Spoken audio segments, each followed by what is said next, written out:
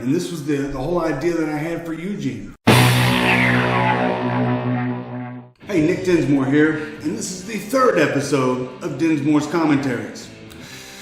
This was the point in Eugene's career, and the story of Eugene, right after Eugene made his debut and he won over the fans, and what he wanted to do is have his first match. So the powers that be gave us 2 weeks to get Eugene prepared. And this was the training montage where William Regal and I went up to Stanford and Eugene learned how to wrestle. I have to thank our viewer Dinsmore, who requested the commentary on the William Regal training video. Here it is. At the training facility in Stanford, there's Eugene, first time he ever been in a ring, playing around. The claw, I had to get the claw in there. I love the claw.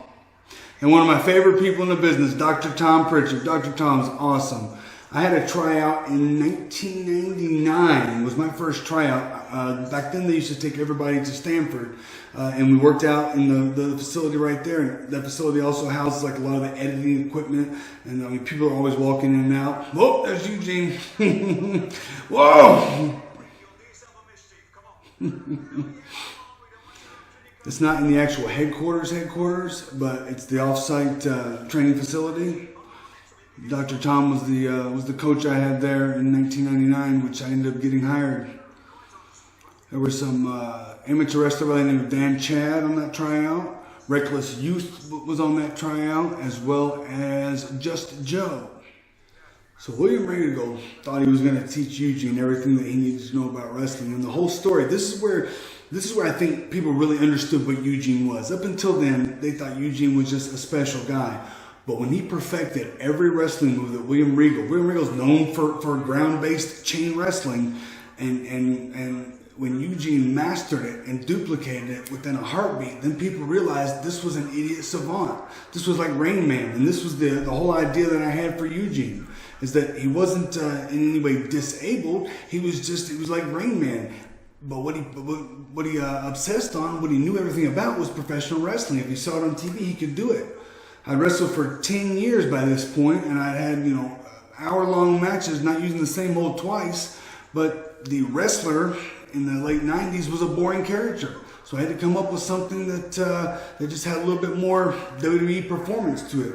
And there's Eugene, an ultimate sympathetic character that can do things perfectly. So he's legitimately strong, legitimately good, but he's got the heart of like a boy child.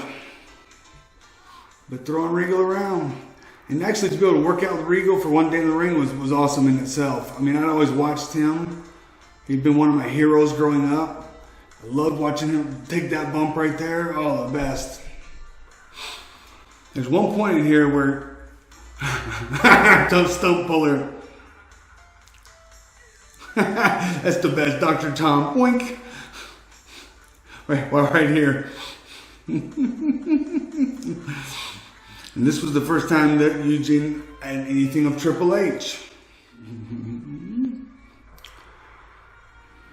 Dr. Tom.